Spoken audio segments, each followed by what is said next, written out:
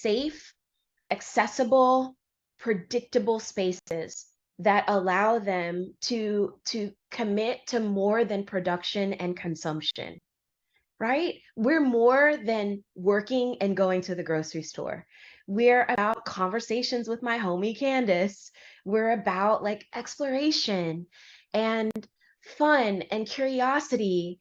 And sometimes we're about sadness and a need to just have a quiet space. We're about respite and comfort, right? We're about the holidays, or maybe not like traditional holidays, but celebrations. We're about studying and like digging deep and having a space to be able to feel grounded.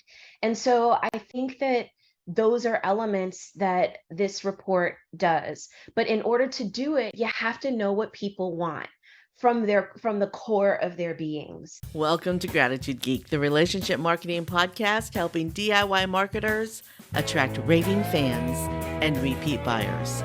I'm your host, Candace Redarty, and on today's episode, we have Maya Ford of Ford Momentum, a pioneering marketing and communications professional who has over 20 years of experience in almost every major industry. Maya is passionate about integrating diverse perspectives into viable solutions that businesses and communities can implement together. She is a global cosmopolitan, creative, innovative, and a master communicator with a strong listening ear and a drive for measurable success. Ford Momentum used their Standard of Love system to help Houston, Texas redesign more than $1 billion in public spaces and is currently working in Lagos, Nigeria. Good morning, Maya. How are you?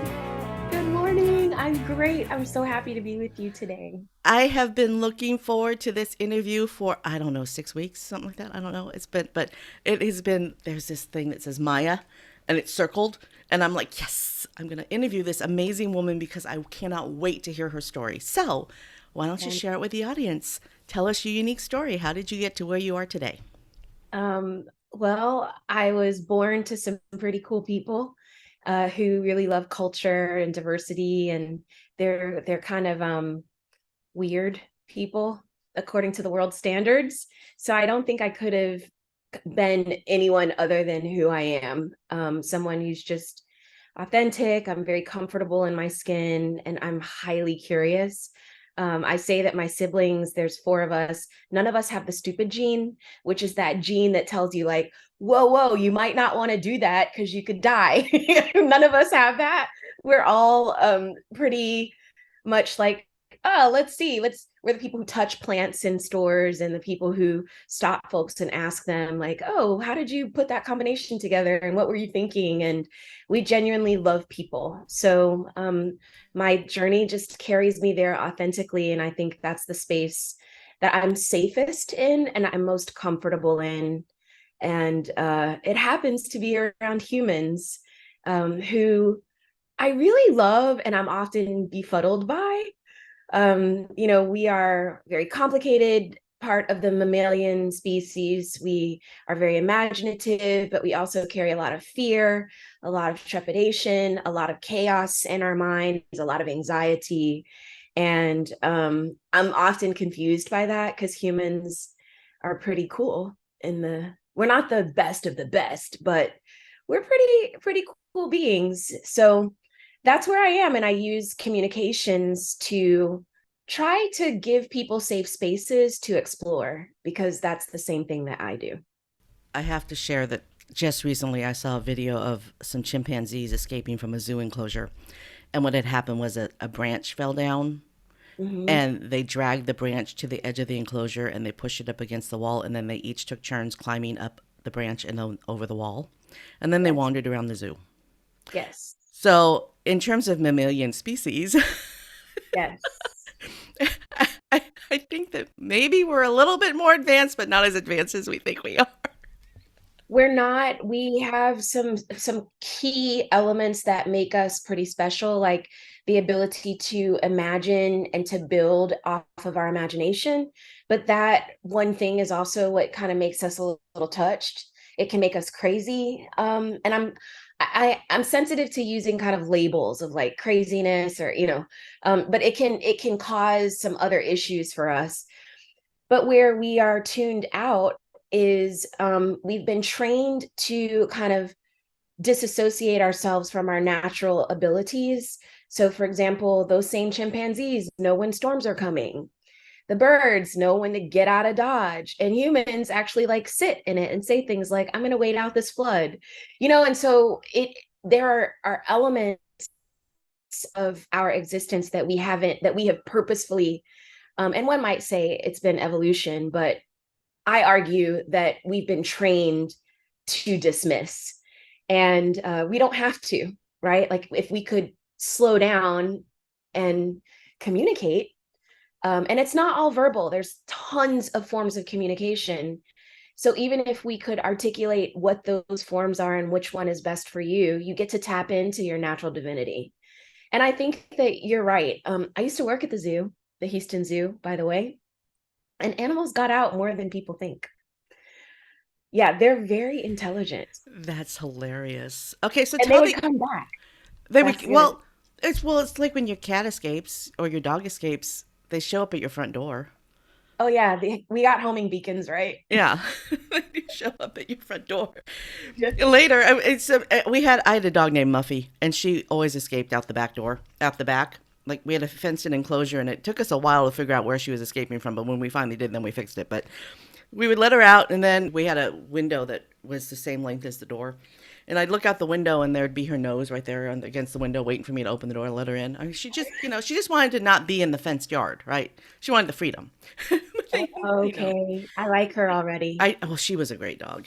So tell the audience what it is that you do because your job is phenomenal, and I really want to dig into it. But first of all, you got to tell people what you do. I own a communications firm that focuses on culture and inclusion. We argue that the entire infrastructure that we use in colonized spaces like the United States is based on a single perspective that excludes all others or devalues them intentionally. And this is a bad thing. Like I'm a communications professional, but I'm an economist. And according to the rules of economics, the bigger the pie, the better. And so when you exclude all of these other variables, it oversimplifies it, it makes it bland, and it doesn't allow you to compete according to all of these other resources that you would be able to include. So what we do is we go into spaces, any neighborhood, any community, any place that there are humans that are trying to get along. We go in and we identify what the variables are that they're using to survive and thrive. And this is actually a form of currency. So people use the dollar in America as our primary form of currency. We argue that there are millions of other currencies at play. And so we go in, find out what they are, improve those, and allow communities to use them, protect them, and then decide how they're going to share or trade them. So this is a problem solver to the idea of colonialism, or what we call in the United States white supremacy. And white supremacy is not about race of white people. It is about a mindset and policies and infrastructure that protects the white male's interest, the white male's products, their safety above any other group in the United States. And one might argue that that's very, antiquated. 150 years since emancipation, now 65 years since, the Civil Rights Act. But the truth is that that's still not enough time to correct the system. So our business helps to create the infrastructure. We're bringing you like the recipe so that you can build an infrastructure that's built upon what we all have. So I really love it because it's practicing the America that I thought I was living in. It's inclusive. It's using all of our best tools and talents. It's asking us questions about what we want and not telling us. And it's helping people to see the best of themselves, never taking away from them. I think we do live in that America, but there's just spotlights on the parts of our culture that aren't so great, and those spotlights are shining extra bright right now. So I think that gratitude is a currency. It really Yeah. is, and the law of reciprocity doesn't. The law of reciprocity of all those those laws those law of attraction, law of reciprocity. People but the law of reciprocity is one that's actually true, and it's not. I'm going to do this interview with Maya, so Maya's going to do something nice for me. It's that I've done this interview with Maya, and her message is now spread to the people that listen to this podcast. And perhaps somebody who listens to this podcast does something amazing because of the information that they receive. And then eventually something wonderful is going to come back to me for having Maya on my show. That's the law of reciprocity. Mm-hmm. And so that also is a currency. Kindness. Kindness is a currency. Agreed. Let's talk about Houston. Okay, the Because H town. the H town. So you live in Houston now, and you've been involved in a very exciting program in Houston. I moved to Houston in '96, and I moved away in 2017. So I was not a recipient of the work that you did, or involved in the work that I didn't get to see the work that you did because you did it after I moved away. The report came out after I moved away. Yes. But in the 21 years that I lived in the Houston area, I saw a dramatic shift. When I first Mm, moved there, I felt like I had moved to the deep south. And by the time we moved away in 97, or I'm sorry, in 2017, it had progressed so far. It had become a very integrated, multicultural community on the at the income level that I lived, right? okay. Because inclusivity also includes income, and Economic. That's and right. in terms of economics, you sort of hang out with other people who make the same amount of money that you do, and you don't do it on purpose. It just happens. The neighborhood Good that you point. live in is reflective of the money that you make. So I didn't realize that the economic diversity was so well. It was just so starkly inequitable. So Yes. you came in and you did something, and I would like for you to share what that is. Yeah, you bring up some really great points about class. So, classes around the world typically don't intermingle. Uh, so you can have a lower socioeconomic group doesn't usually go hang out and have dinner with an upper socioeconomic group, and vice versa. Um, so it limits capacity for engagement and also like sharing of resources. Houston is also, I used to think Houstonians were really obnoxious when they would say things like, but Houston is different. Like, no, it's a city like every other city. We have roads, we have streets, like, get over yourselves. But Houston is actually unique. And the reason that it's unique is because it's so large and comparatively it is not dense. So when you're comparing Houston to a Los Angeles, Chicago, New York, while we're the fourth largest city in the nation, we lack, and we've got a lot of people here in this city, but in the city proper, there's only 2.5 million people. In the cities, like kind of suburban areas, inclusive, you're talking the county, Harris County is about 5 million people, and we're still not on top of each other. So Houston is just massive. I still go into I'll go and visit, like I'm like, oh, I'm going to my homie Candace's house. She just moved. And I'll be in a part of town. I'm born and raised here. And I'll be like, where am I? Am I in Houston? It's a whole other township almost. So we're broken up by 88 super neighborhoods. And it's a very complicated component. You've got city government, county government, state. They all overlap in weird ways, like even within a city boundary. So you have inconsistent communications infrastructure, inconsistent ownership, and inconsistent capacity for funds to be able to create a predictable sound network that allows us to like constantly maintain it. And aren't So there Houston, 5 counties that feed into the city? I mean, Harris County is Houston, and then there's Montgomery County, Fort Bend County, yes, Galveston County. uh, yeah, so that makes the Houston metro area. So they all bump up to each other and they're all considered Houston for laypersons.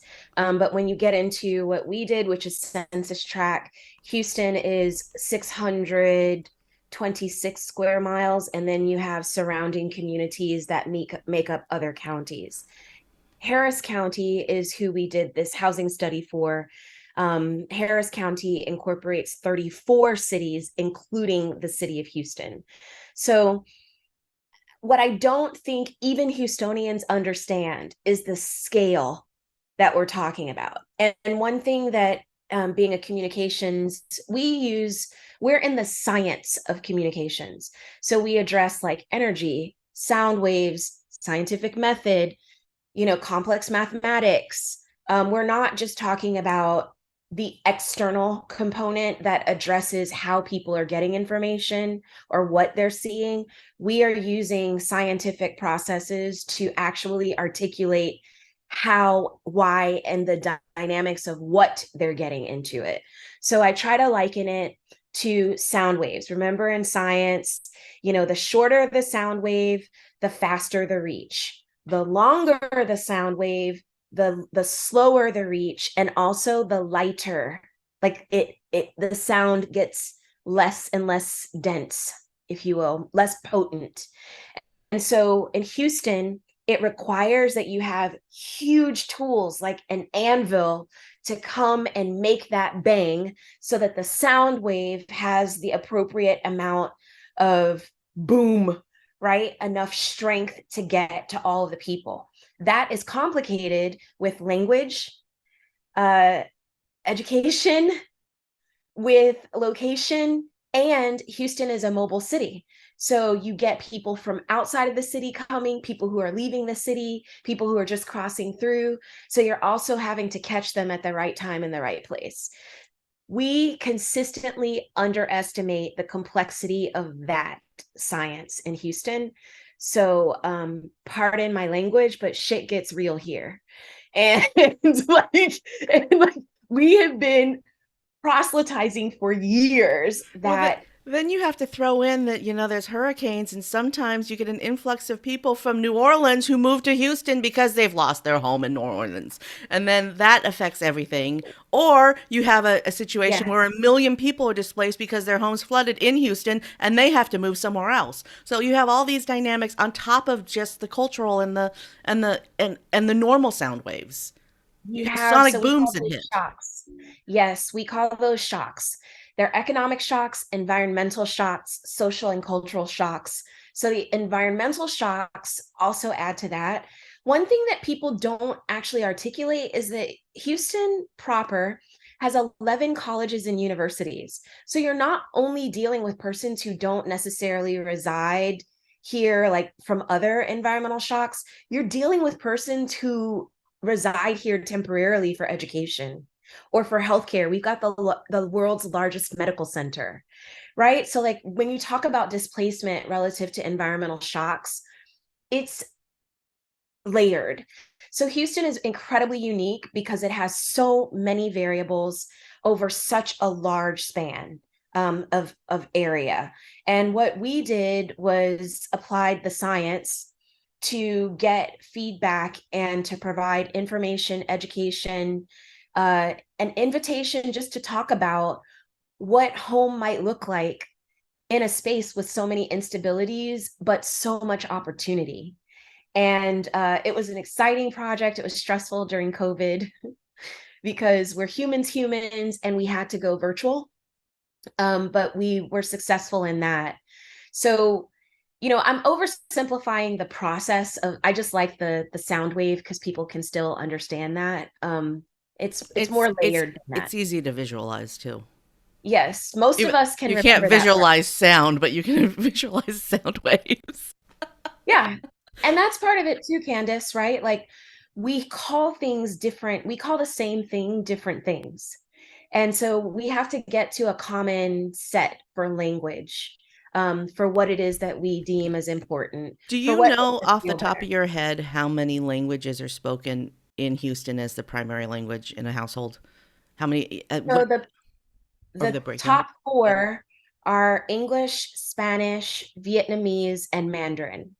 But in our work, we translate to more than 38 other languages.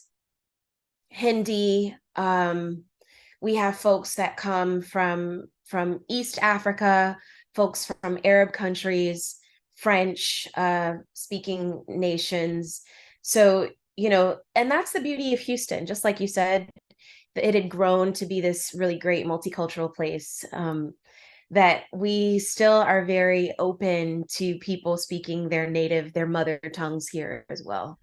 It's been probably 10 years, but I used to belong to a Toastmasters club. And Mm, many of the members of the club worked for an oil and gas company. And so our club, I loved our club because it was really interesting. Not only were they were in oil and gas, so they talked about things like nuclear energy and drill bits, and because when you're in a Toastmasters club, you get to hear about other people's lives through their speeches. But the yes. primary language of the people in the group was it was amazing. There were members there from South America, from Africa, from Pakistan. So their primary language was Spanish or Urdu, which is the Pakistani language, or I cannot remember what country Nee was from. He was from East Africa, though. He had the best accent. The best accent. But their I speeches were love amazing. Like, here's Nee, who is this engineer at an oil and gas company, and his parents were bankers, right? His parents were bankers in an East African nation.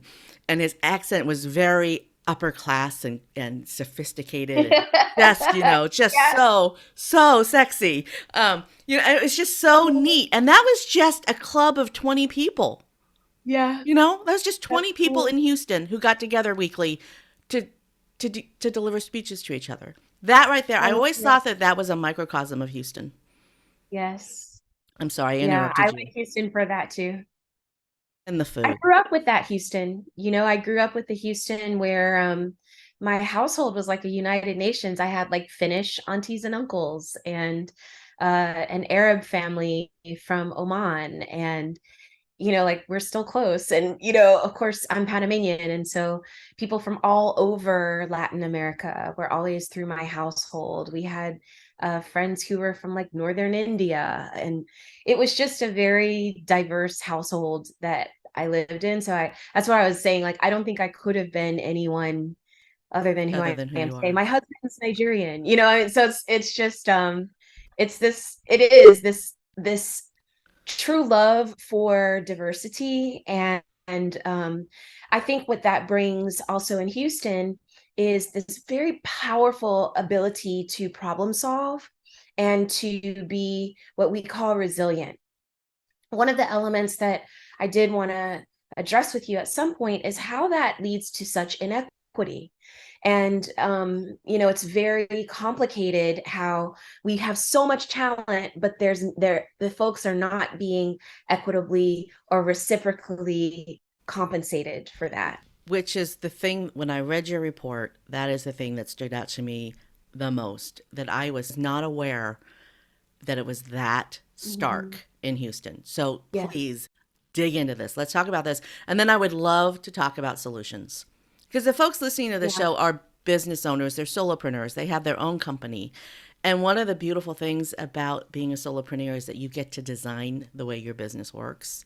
And Amen. having owned my own business for 25 years, I'm going to tell you that the more diverse you are with your thoughts and the people you surround yourself with, the better your business will do. So Amen. let's Amen. dig into the inequities, and then let's come up with some solutions. The gist of it is, and I proselytize this as much as possible.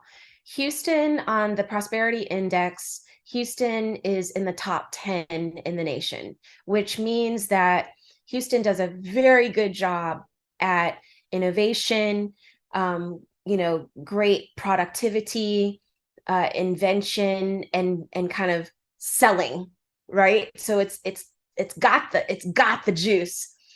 In the equity index, Houston is 32nd in the nation, meaning that people here are doing this phenomenal work, but they are not compensated equitably for it. And what this is, Candace, it makes Houston a modern plantation, right? It's heartbreaking, actually. And so this is when we talk about That's supremacy, really uncomfortable. That it is a really should be uncomfortable thing. Yeah. uncomfortable because it tells you that folks are doing the right work, right?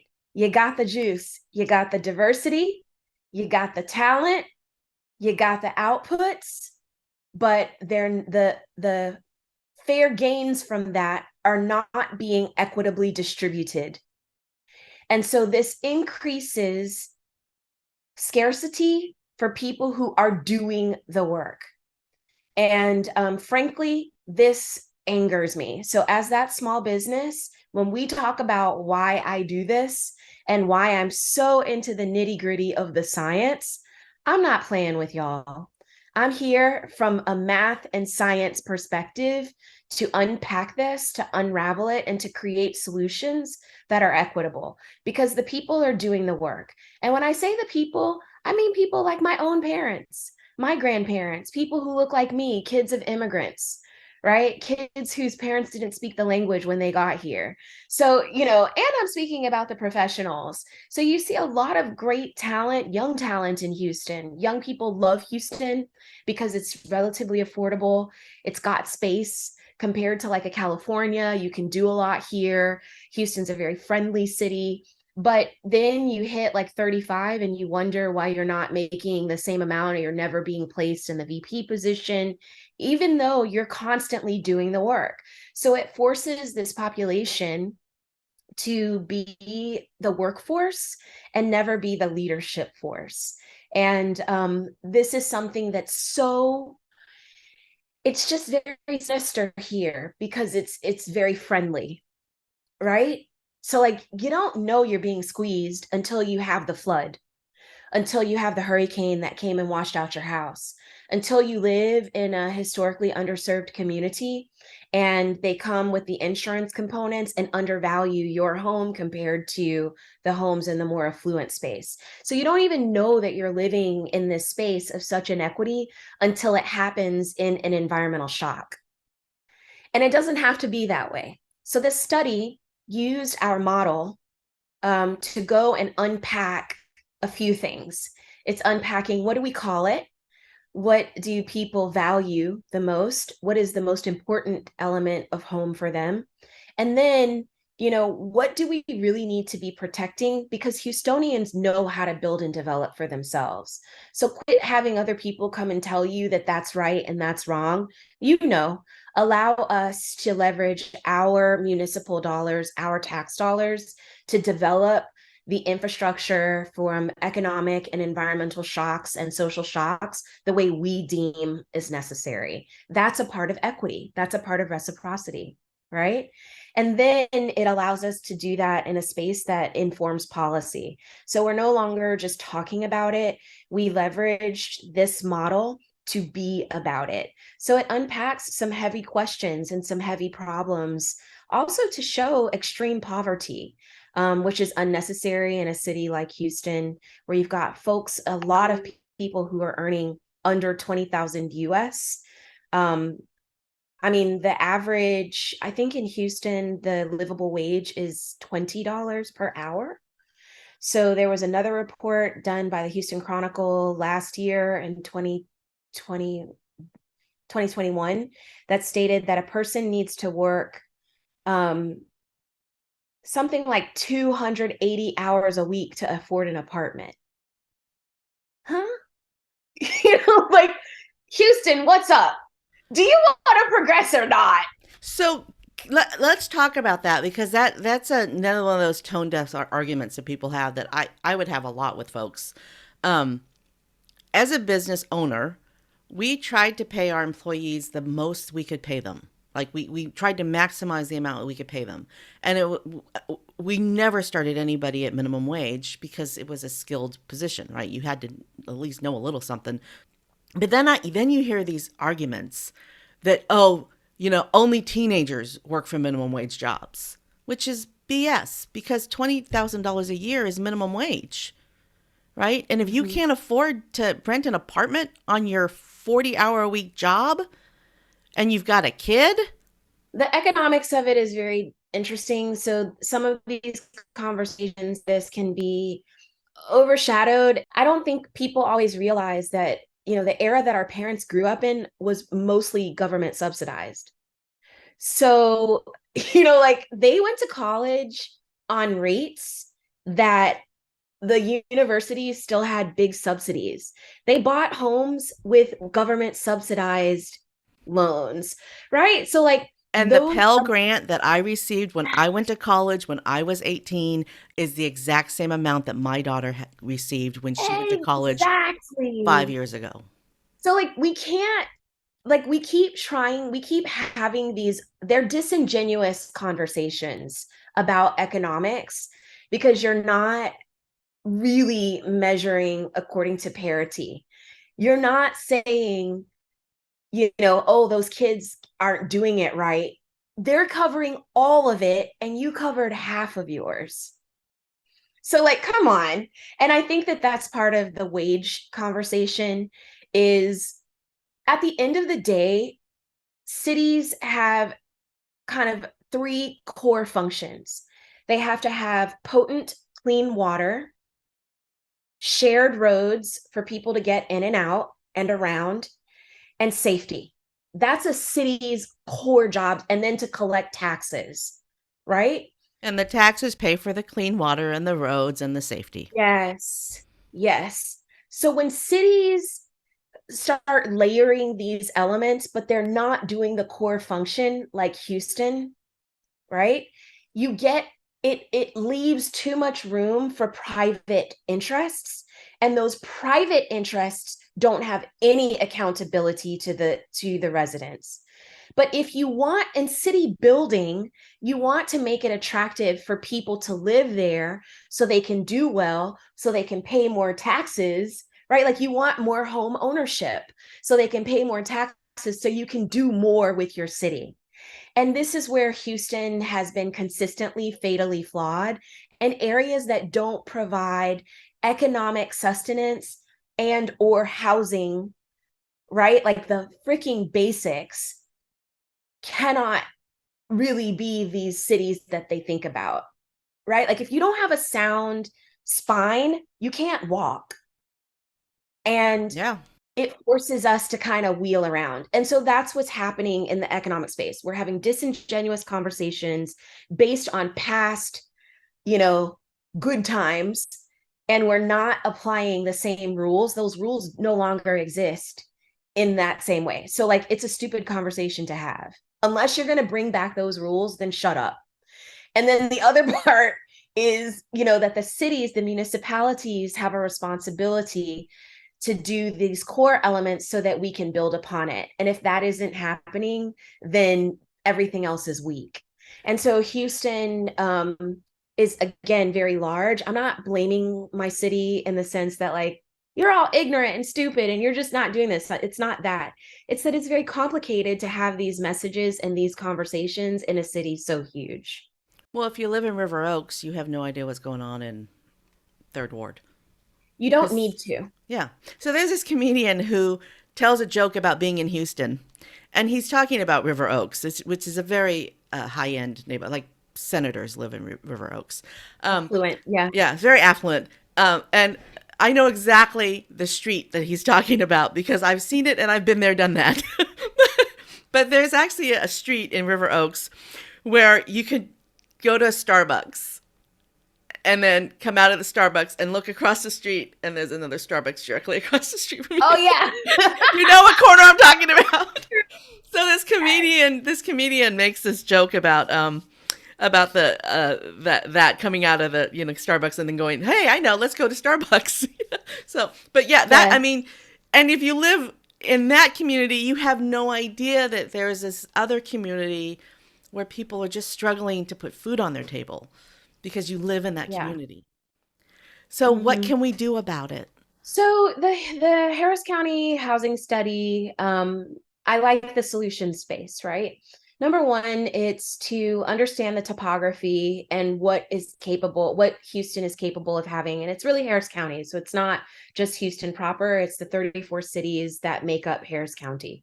and understanding what the topography looks like based on transportation, the risk of flooding. So, for example, many neighborhoods keep rebuilding, and you kind of don't need to do that, right? Like some areas just ain't coming back, and you shouldn't rebuild. You should try to figure out for ways to get people to be on higher ground or in areas that have better reinforcements, so that when there is natural erosion or a hurricane or a flood scenario, that you're not putting them consistently at risk. And I'm sensitive to the fact that these homes are oftentimes generational homes. They're folks properties that they've been there for 50 to 100 years, and they're sensitive and they have sentiment behind the land there. I try to, this is where we went for values and self-esteem, to remind people that we're still a part of nature and nature is always going to win. And so we can do a better job of being more considerate of what nature might do, like how we might be able to predict some elements or create infrastructure that they can go and be a part of that works in symbiosis with nature, as opposed to just like kind of plopping it down. Others parts were that some of these homes were in spaces that were toxic for families. Houston was a transportation city. It was built upon being a transportation city, and now it's a big manufacturing city. And so some of these areas, the land is just not appropriate for human development. You've got water issues, soil issues, and we don't want families to be ingesting the toxins from those spaces. Our children deserve healthy, happy spaces, and there's enough space in the region to be able to do that. So it's about, first, in order to solve something, you have to articulate it. And that's what the study did. I think the study did an excellent job at articulating the nuances of social issues, cultural issues, issues that, make people feel welcome. Like everyone deserves a River Oaks. It's not, it ain't so hard to do, right? Yeah, Like and nothing about this is so complicated. it doesn't have to be as glamorous and glitzy as River Oaks. But everybody does deserve to No, have a neighborhood where they can go grab a cup of coffee and hang out with their friends.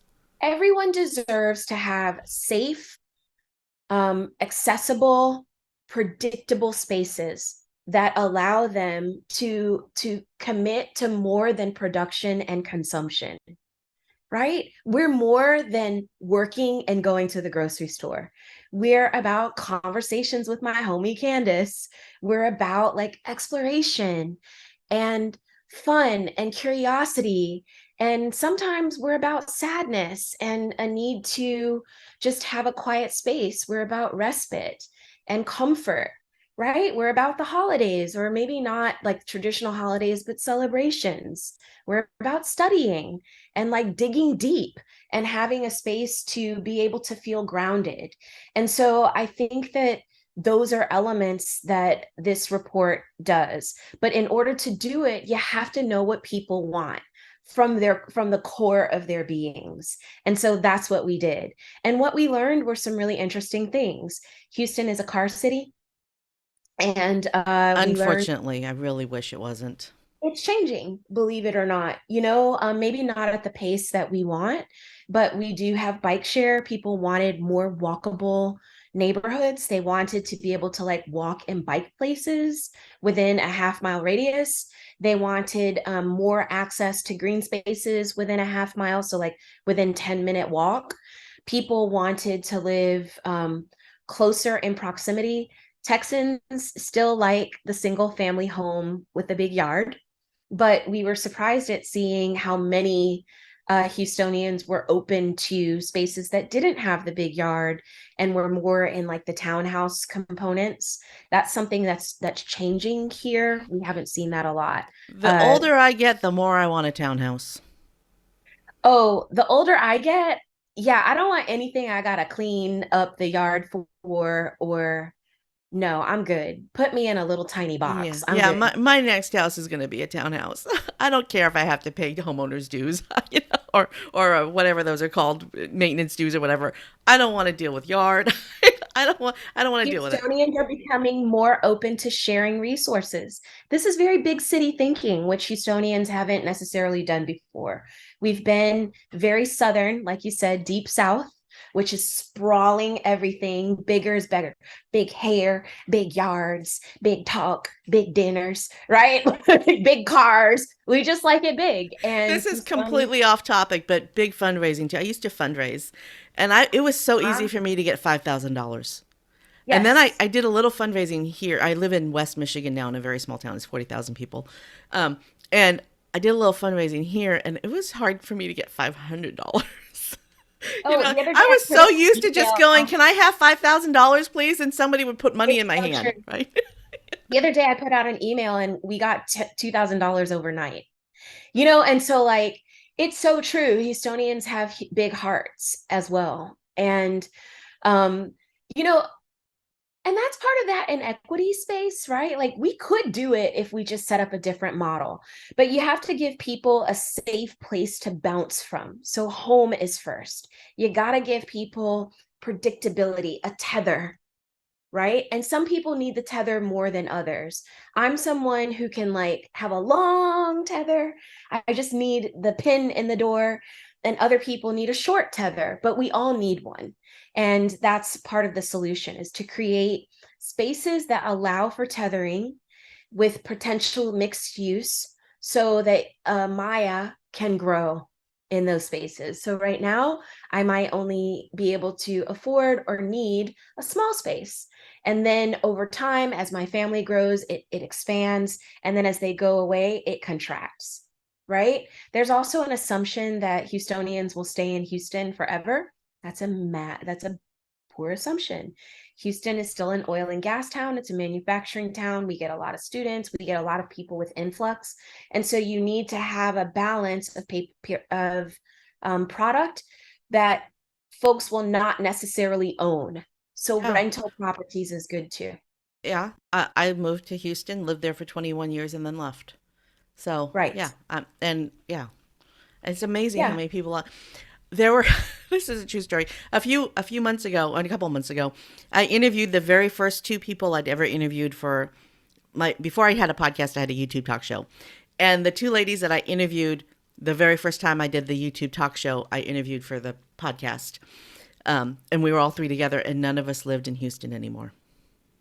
Oh, So I can see that. Yeah. I mean, it gets a hot town in the summer, and although Houston has pretty moderate weather and it's flat, so like we're hot or cold only 6 months of the year, and the other 6 months are great. And I'd argue it's 4 months out of the year are tolerable. And the rest four. I don't know. Honestly, I only lived in Houston, in the city of Houston, for a couple of years, and then I moved to the suburbs. So I think the suburbs are a little hotter. Okay. I mean, I think the whole city is hot. It's hot. This is It's pretty hot. hot. It's pretty hot. It's hot. I mean, compared to Michigan, it's hot. It's hot. Yeah. There's like no breeze. No Yeah. breeze. No breeze. Okay, so I here in this little town that I live in, it's sort of like a mini story of Houston. It used to be a huge logging company. There at one point in the late 1800s, there were something like 25 millionaires in this town from the logging industry. Well, they logged all the trees, and then cars were created in Detroit, and they started manufacturing car parts here. And there was a big paper mill from the tree thing. The town has grown and shrunk and grown and shrunk, and it's at a it's at a shrink point right now. But we're at the corner of two lakes, and it's one of the lakes had been completely toxic because of all the industry, and they cleaned up the lake. It had been a super fun site, and now the lake is clean. And then we've got Lake Michigan, which is this ginormous ocean looking lake that's absolutely Oh, yeah. breathtakingly beautiful. So this town It's could gorgeous. easily be a tourist destination. And the other thing that this town did right was when marijuana was legalized in the city, the town doubled down on marijuana, and we are like a marijuana destination. So people come Oh, here from places that don't have don't have dispensaries, and they come here to purchase. So the yes. thing that they're missing in this town are hotels, like places for Mhm. people to stay and then they come to buy their pot, right? They come to buy their weed, and then they stay. But the way it's set up is people come to town and they buy what they need and then they go home. So Okay. that's the thing that's missing here. But something they did recently, since we've moved here, I've lived here 5 years now, is they started building mixed use buildings where the bottom floor is business, and then you have livable space up top. Well, the livable space gets eaten up immediately. Like before the buildings are even done, all the places are all the apartments are taken. But the Really? business space isn't filling, and I don't know why. Do you have thoughts? Do you have thoughts on that? Lending. Yeah, Lending, lending. lending. I Oh, mean, you know what I mean? Like you have to, so retail isn't always something everybody wants to hop into, but then there's other components of that. I think where COVID has allowed a lot of intellectual property businesses to work from home, or components, where your teams are dispersed and you don't necessarily need storefront. Retail has constant competition, and unless you're bringing something that's unique to the area, is it worth having industrial or like commercial space for that? I would argue that a grocery store in one of those mixed use spaces would be an amazing use of the space Okay. because there isn't Yeah. one anywhere. There's not I a grocery mean, store in the region. grocery store shopping requires a trip and a car. Wow. So Yeah. that's a missed opportunity, and maybe the folks just don't even know yet. I think you need to pitch that. Yeah. Yeah. Yeah, those Maybe types of I'll call elements are HEB and really say, you good. need to move to HEB. Please come to Michigan. Please come to Michigan, Girl, HEB. we love, how we love HEB.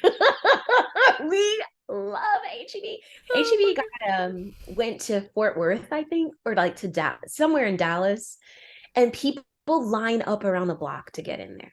God. Oh, yeah, it's worth it. It's the first store in that region. It's worth Yeah, it. call HEB. But yeah, grocery store, but it's usually lending, or the price point's too high for commercial real estate. And I think that's another thing that cities can do. They can offer incentives, they can offer tax abatement.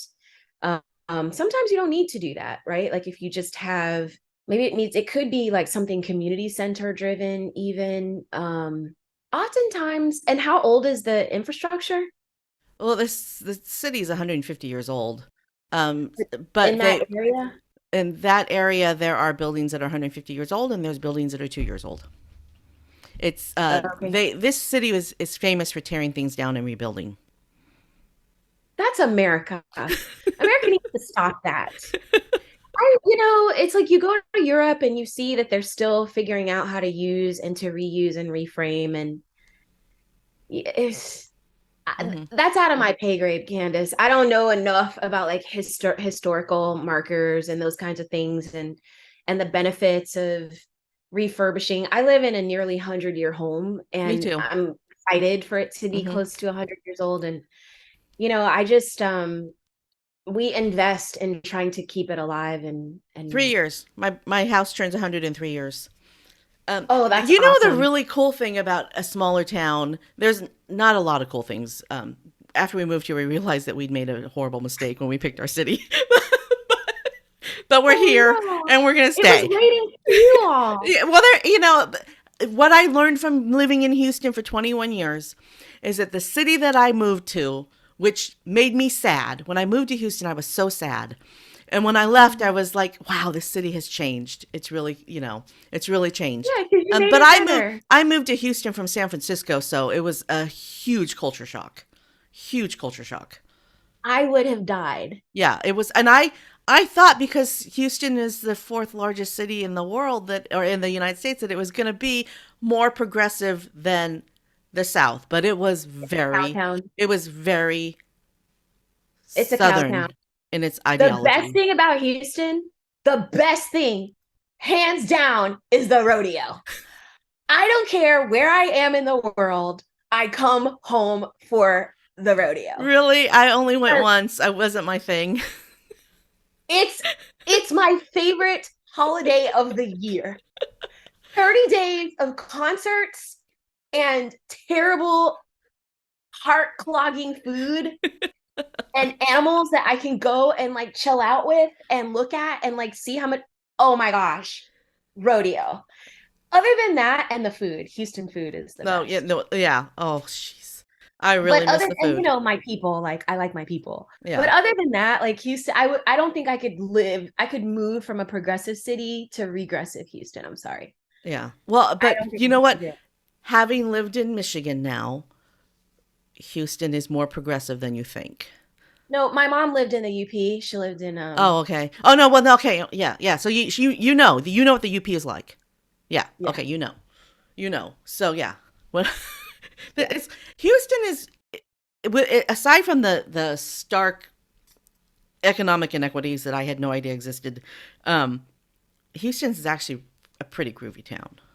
I mean, It's it has groovier it's yeah, because like my friends, I'm coming of age, and so now we're able to impart and afford the change that we want to see. And so I have, like, myself included, like, we're engaged in big things. I'm the chair of our regional bike share.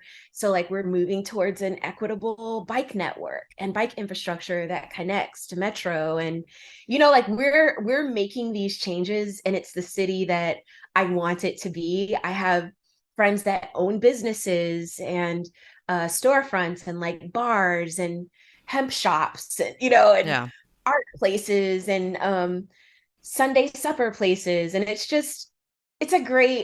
really becoming that. We have two international airports, and I don't drive anymore. I ride my e-bike everywhere. And so oh, cool. it is it is becoming more progressive. And I think that's where we have to give humans credit. I think in time and space, Candace, we have to remember that the colonialist model has only been used for 500 years. Yeah, Indigenous were living in the Americas for 15,000 years. yeah. 15,000 is like the oldest that we can like formally record. Hmm. And that was before. So like 15,000 compared to 500, And come it now. was before that. Yeah, yeah, yeah. Right? No, And yeah, even then, the 500 is like it's falling apart. And yeah. so I think that this is something that we have to give ourselves credit for. We're Well, just, even we're Great on the Britain, timeline. even Great Britain has given Yes, up the whole concept of colonialism. We're the only nation that exactly. is holding on to it. And we were the ones who fought a revolution against Exactly. it. So, it's happening, and we have to think that we're on the timeline. We're not the timeline. We're Exactly. on the spectrum, Exactly. And so we're each. I am so looking forward. So my daughter is 24 and I'm really looking forward to the world that her generation creates. Knowing everything that you know and the work that you do isn't just in Houston. You have worked in Nigeria and you've worked in New Mexico, is that right? Mexico, in Mexico Mexico. in Mexico. Yep. So you have worked in multiple countries, knowing everything that you know on a super broad, umbrella spectrum. Bring that down to a solopreneur. How can someone who owns their own business and is doing all the work, they're the CEO, the chief everything officer, how can they take your lesson of diversity and incorporate it in their own business? I was in Spain in 2018, 2019, and I understood how the Spanish colonized so well. They, in this tiny space, they have everything the United States, really the Americas have, but in a very condensed space. So they have the topography, they had the regional context of people, they had diversity, they understood the Moors, indigenous people from Eurasia, like they just had it. And so by the time they got to the Americas, this was easy for them. It was just bigger. And that's what I learned about diversity. You can't beat the most diverse person in the room. Can't do it. They know more than you. Even if they don't know the depth of what you know, they know that something else exists, and they know how to ask the right questions to get to it. And that's what solopreneurs have the opportunity to do today. We have every tool, every resource available to us for little to no money, right?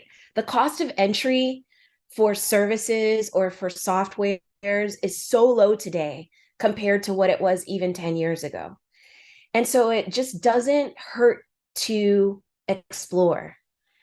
I would almost argue that if we don't explore and if we don't know the vernacular, then we're constantly missing out, and we're becoming like, it's devaluing our ability to compete. So my mantra in my business has always been to work with the best talent that I could afford for however long I could keep it. Understanding that really high quality talent doesn't stay with you for very long. And that's benefited because I've expanded my vernacular, my perspective, my skills, my ability to even know what resources are available very fast at a rate that I could afford. So, the Spaniards probably went too far because they kind of needed to dominate and own. But as solopreneurs, if we can get out there and explore it, touch it, understand it, use the Stolo model, right? Which is, what is the language? What is the value of it? What is that value worth? How does it make me or my customer feel? What's the economic power in this? And is there a space for reciprocity, for justice? Then you can't lose. You'll only be adding to your diverse tool set, like toolkit and skill set. So get out and don't do anything from behind the desk. The 21st century gives us technology as a tool, but relying on technology as the model, as the tool, is a fatal flaw. It should only be used to help us to be more human. That's what I got. The thing about hiring the best people that you can possibly hire, knowing that they're going to move on, means that your network has expanded. Because It's awesome. as long as you leave on good, as long as they leave on a good note, you can plug into wherever they go next. You It's know, awesome. And it's been that point of reciprocity because communications in my business, communications is in everything, right? Like it's ubiquitous. You can't, from innovation to invention to policy to healthcare, it's in every industry. You must have communications. So whomever I bring on to the team, even if they're only there for a short while to like impart their expertise, they are also learning from us. And you're right, we have a dynamic global network because of it, and it gets stronger every day. beautiful. This conversation did not disappoint. It was everything I wanted it to be. So thank you for being here and for sharing your knowledge. So what Thank about you. you? This is your moment of gratitude. For whom or what are you most grateful? I'm grateful to be this human, a mammal, in this time and space where I get to live my wildest dream, which is just to like exist as a free Black person. I know so many people like me who feel trapped and who feel like they are suffering. And Candace, when I tell you I wake up every morning and I can't believe it's me, I'm gratitude is it's just not a deep enough word for me. I need the word and maybe another language that is so pointed. But this year I didn't make a lot of money, but I explored 8 new countries and cities. I met hundreds of new people, which is crazy to fathom. I I learned tremendous amounts, and I got to take time just to explore questions that I had, and some things I was right about. Some of my theories I was dead on, and some I was way off. And I did it safely, and I did it without doing harm to others. At least I hope not, not intentionally doing harm. I did it in a space of reciprocity intentionally. So I'm grateful for intention, for freedom, for safety, and for love. You know, I got to love and be loved. Thanks for tuning in to Gratitude Geek, where we help DIY marketers attract raving fans and repeat buyers. Don't forget to check out the show notes at gratitudegeek.com for links to all the resources mentioned in this episode. If you enjoyed it, please leave a review on your favorite podcast platform. Our theme music is by Rev Brock and Solely. I'm Candice Rodardi, reminding you that gratitude is like manure. It's just a pile of poo until you spread it around. Stay groovy, my friends. stay groovy, my friends. I know we can make